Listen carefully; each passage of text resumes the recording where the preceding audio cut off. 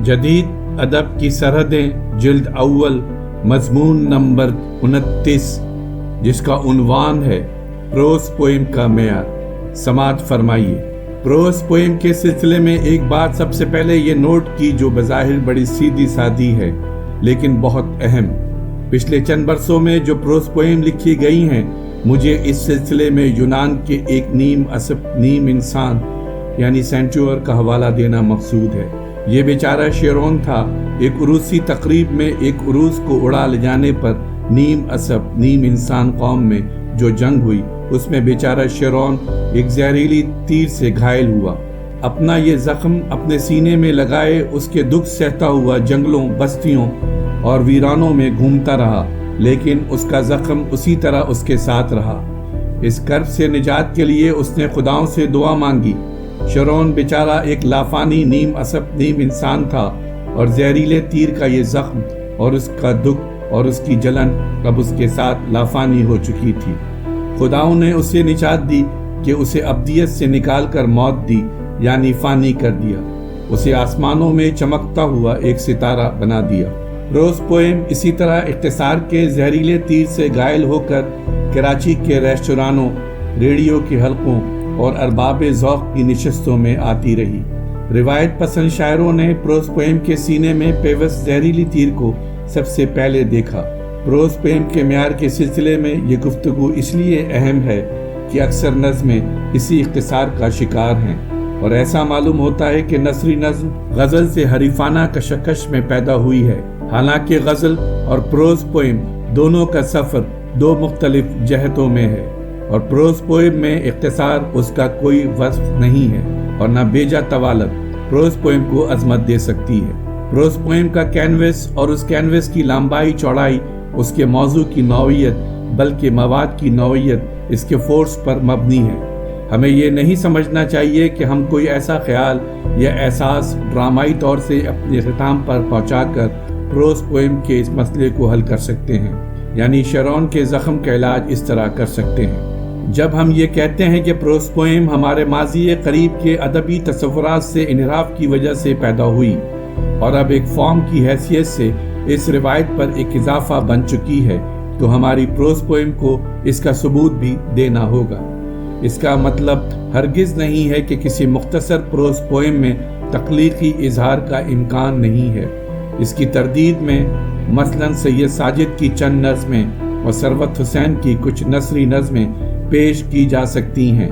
इसके बरक्स अनवर सनराय की दो तवील नसरी नज़में मसलन मैं मरने के बाद भी तुम्हारे काम आऊँगा और अज़रा अब्बास की मशहूर नज़्म नींद की मुसाफतें, इससे ये जाहिर हो जाता है कि प्रोस पोएम किसी फनकार पर तख्लीक का कोई आसान दरवाज़ा नहीं खोलती, बल्कि इस सिन्फ के जौहर के जितने जमालियाती तकाज़े हैं इनकी तकमील के बगैर कोई प्रोस पोएम शेरी कद्र हासिल नहीं कर सकती। हम में से हर शख्स को इस बात पर इत्तेफाक है कि प्रोस पोएम में ज़ाती आहंग होता है।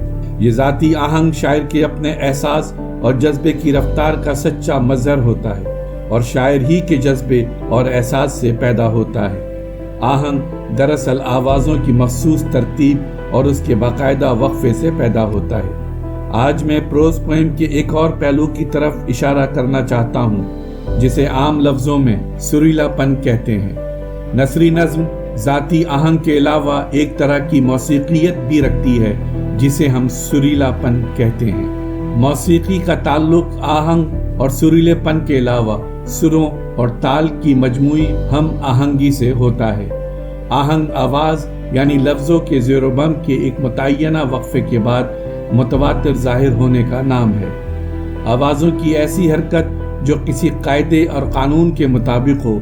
दूसरे लफ्ज़ों में आहंग लफ्ज़ों में आवाज़ के उतार चढ़ाव का एक तवातुर और तसलसल है। जब हम इस आहंग की पैमाइश करते हैं तो इसके अरकान मुकर्रर हो जाते हैं और इसी को हम बहर कहते हैं। यानी मीटर नसर में पैमाइश के मुताबिक आहंग नहीं होता, बल्कि आवाज़ों के ज़ेरोबम का एक ऐसा निज़ाम होता है जो अपने तवातुर और वक्फे का कानून लिखे जाने के जज्बे और एहसास के मुताबिक होता है। आहंग का इन्हिसार दो चीज़ों पर है, एक बाज़ाब्ता वक्फा और दूसरा आवाज़ का ज़ेरोबम। नसर के आहंग में भी ये दोनों चीज़ें होती हैं। لیکن پیمائی شدہ حالت میں نہیں بلکہ تخلیقی حالت میں احساس اور جذبے کے ساتھ متحرک۔ قدیم عبرانی زمان میں بھی جو شاعری ہوتی تھی اس میں بحر یعنی میٹر نہیں بلکہ اسی قسم کا آہنگ ہوتا تھا۔ آج کی پروز پوئم بھی نثر کے آہنگ میں ظاہر ہوتی ہے، اور اس آہنگ کی نوعیت یعنی آواز کے اتار چڑھاؤ اور اس کے تواتر اور تسلسل کا تعلق شاعر کی تخلیقی اور احساساتی لہر کے مطابق ہوتا ہے۔ فنکار کے احساسات اور اس کی تخلیق کی لہر پروز پوئم میں بڑی سچائی سے ظاہر ہوتی ہے۔ اسی کو ہمارے ایک دوست شاعر کارڈیوگرام کہتے ہیں، یعنی پروز پوئم کا تعلق میٹر سے زیادہ شاعر کے کارڈیوگرام سے ہوتا ہے، یعنی دل کی حرکت کے گراف سے اس کا تعلق بہت واضح ہوتا ہے۔ بعض نوجوان فنکار اسے شاعر کی ECG سمجھتے ہیں، یعنی ذہن کی لہروں کی حرکت کا گراف۔ پروز پوئم میں جو آہنگ ظاہر ہوتا ہے اس کا تعلق فکر اور جذبے دونوں سے ہوتا ہے، یعنی شعری تجربے میں ذہن اور جذبہ دونوں شریک ہوتے ہیں۔ اسی لیے پروز پوئم کے آہنگ کو شاعر کی ECG اور کارڈیوگرام ان دونوں کا سینتھیسس سمجھنا چاہیے، یا ان دونوں کا نقطۂ اتصال۔ اب جہاں تک پروز پوئم میں سریلے پن کا سوال ہے، یہ عرض کرنا ضروری ہے کہ بہت سی ایسی نثری نظمیں شائع ہو رہی ہیں جن میں نہ شاعر کا ذاتی آہنگ ملتا ہے اور نہ کسی میلوڈی کا احساس ہوتا ہے، تو ہم ان کے ذکر سے گریز کرتے ہیں اور اعلیٰ نثری نظموں کے سلسلے میں یہ بتانا ضروری سمجھتے ہیں کہ شاعری شور سے نہیں پیدا ہوتی، نہ بھدی نہ خوشگوار اور بے سری آوازوں کے مجموعے کا نام ہے، بلکہ شاعری کا تعلق سریلی اور خوشگوار آوازوں کے تسلسل سے یقیناً ہے۔ آج ہمیں جو آوازیں سریلی اور جمالیاتی ذوق کو تسکین دینے والی محسوس ہوتی ہیں، انہی کی بنیاد پر ہمارے سامنے جدید موسیقی آئی ہے۔ رابوں کی نثری نظموں میں کاؤنٹر پوائنٹ بہت اہم ہوتا ہے۔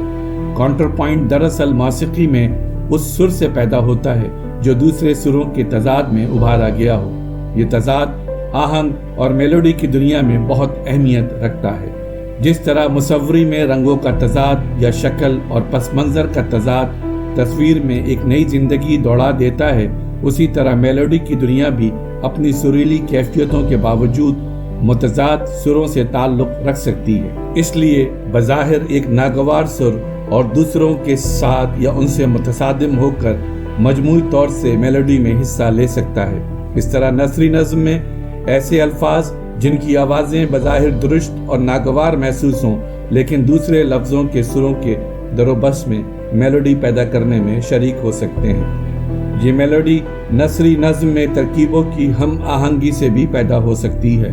میلوڈی آوازوں کے خوشگوار تسلسل سے پیدا ہوتی ہے، لیکن جس طرح جدید عہد کی جمالیات نے بھدے پن کو بھی قبول کیا ہے، اسی طرح بعض ناخوشگوار آوازیں بھی نثری نظم کے پورے قامت میں خوشگوار ہو سکتی ہیں۔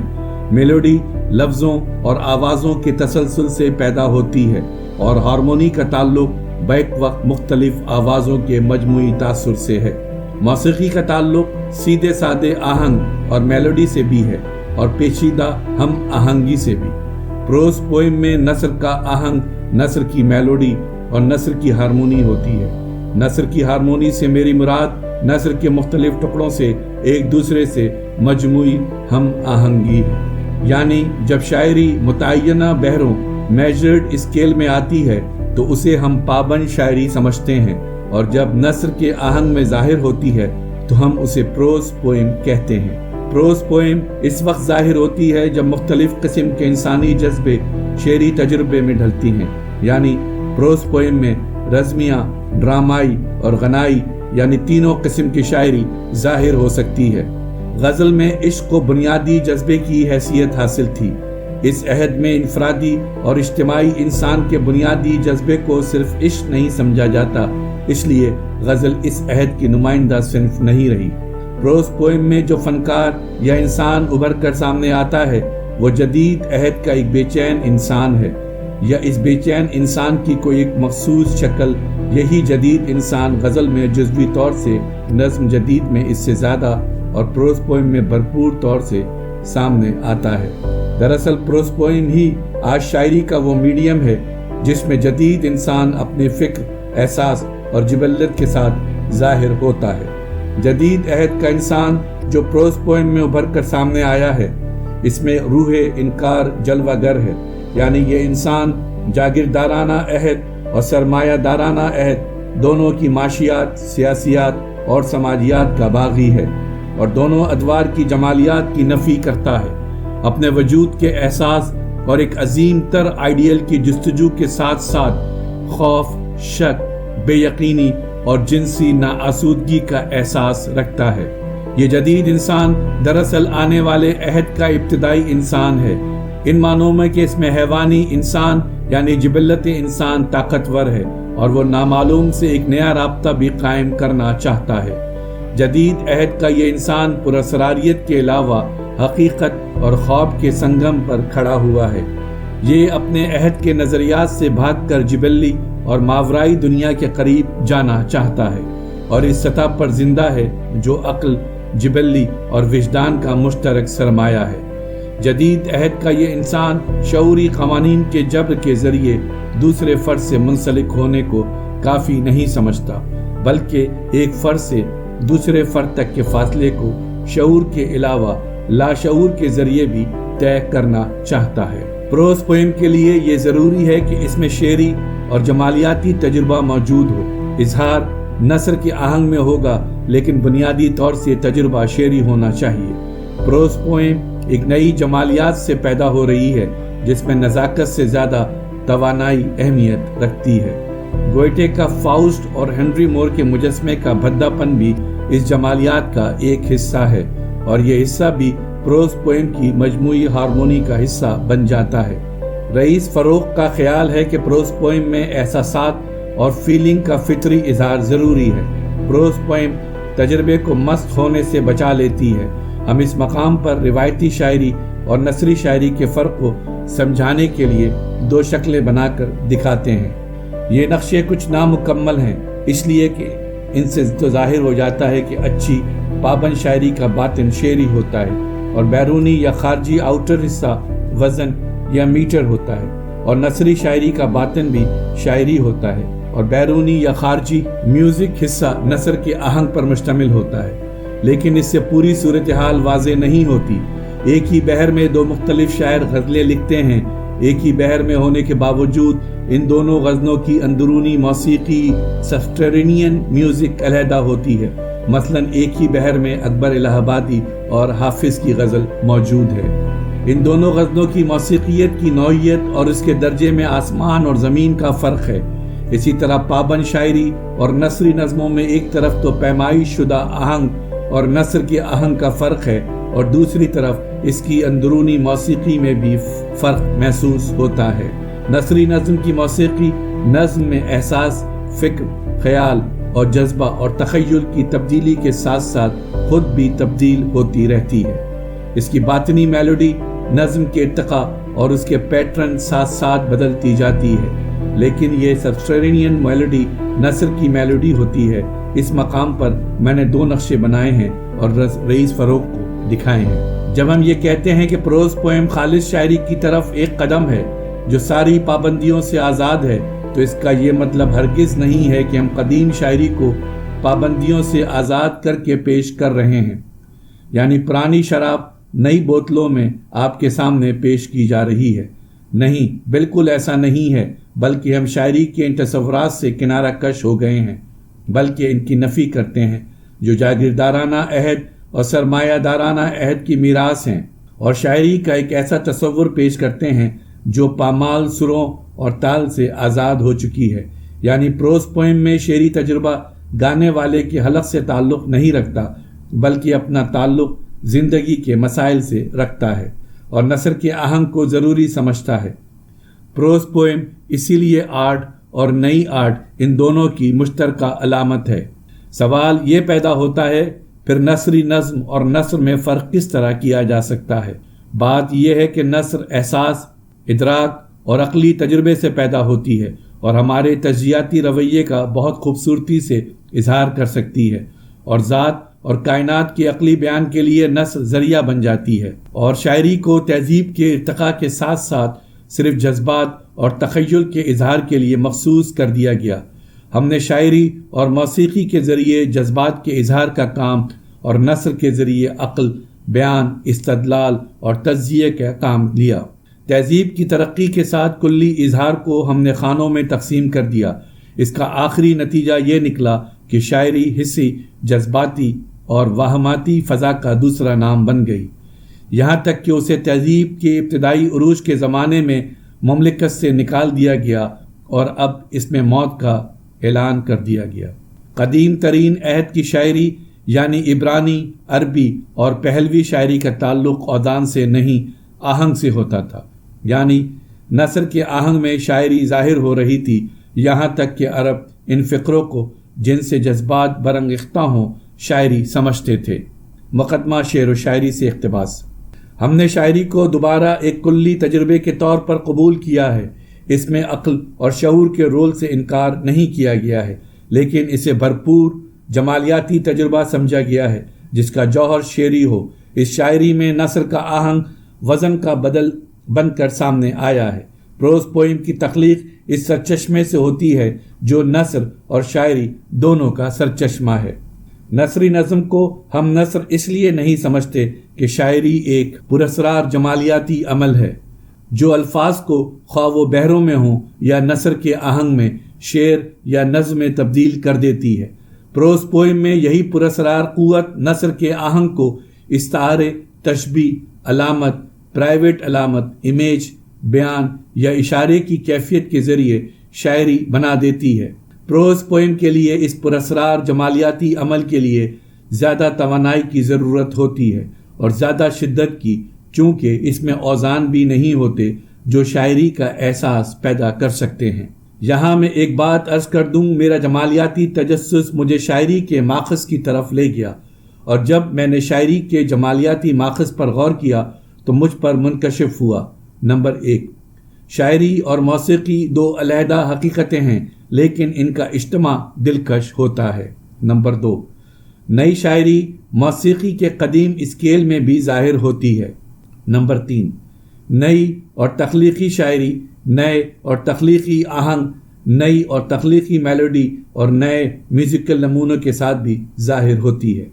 پروز پوئم کے ساتھ جہاں میں نے آہنگ اور میلوڈی کا ذکر کیا ہے، وہاں میری مراد ایسی میلوڈی سے ہے جس میں جلال اور جمال دونوں کا اظہار ہو سکتا ہے۔ جیسا کہ میں نے پہلے کہا ہے، پروز پوئم صرف نزاکت، اختصار، اشارے اور کنائے کے تصورات سے نہیں پیدا ہوتی، بلکہ اس میں توانائی اور بھدے پن اور جلال کا بھی اظہار ہوتا ہے۔ دراصل پروز پوئم جمالیات میں ایک نئی تنظیم کے مطالبے سے پیدا ہوتی ہے۔ ہمارے جمالیاتی اخلاق نے یہ سوال کیوں اٹھائے؟ اس لیے ہم الفاظ کے نئے تلازمات کی دنیا میں آ گئے تھے۔ پرانے الفاظ اور ان کے تلازمات ہمارے لیے بیکار ہو چکے تھے۔ پروز پوئم پورنوگرافی نہیں ہے اور نہ یہ خدا، کائنات اور انسان کو ایک سیاہ شیشے سے دیکھنے کی کوشش ہے۔ ہم اپنے حواس کی دنیا کو نالایانی سمجھتے ہیں اور نہ ایک مردہ ساکت کائنات، اور نہ اسے کسی نیپولین، بسمارک اور کرامویل کے قانون اور فنکار کے خوابوں، چاہے وہ میر، غالب اور فیض ہی کیوں نہ ہو، اس کے ویژن کا پابند نہیں سمجھتے۔ پروز پوئم نہ بغاوت سے پیدا ہوتی ہے اور نہ پابندیوں کی اطاعت سے۔ اس کے باوجود پروز پوئم کی اپنی ایک ساخت اور اپنی ایک سالمیت ہوتی ہے، یعنی ساختیاتی استحکام۔ اس میں فینٹیسی کا عمل بھی ہو سکتا ہے اور اشاراتی مضمرات بھی ہو سکتے ہیں، مگر نئی حیثیت پروز پوئم کے تخلیقی عمل کو روبکار لانے کے لیے ضروری ہے۔ پروز پوئم میں دراصل ہماری ہم عصر زندگی کے تشنج اور اس کے کرب کو اپنی نئی حیثیت کے ساتھ تخلیقی عمل کا موقع ملا ہے۔ شکریہ۔ ہماری ویڈیوز کو لائک اور شیئر ضرور کریں، اور اگر آپ اس چینل کے سبسکرائبر ہیں تو ہماری طرف سے شکریہ قبول فرمائیں، اور اگر آپ نے اب تک سبسکرائب نہیں کیا تو اس چینل کو فوراً سبسکرائب کر لیں اور بیل آئیکن سے notification for all per click کریں تاکہ آئندہ آنے والی ہر نئی ویڈیو آپ کو مل سکے۔ شکریہ۔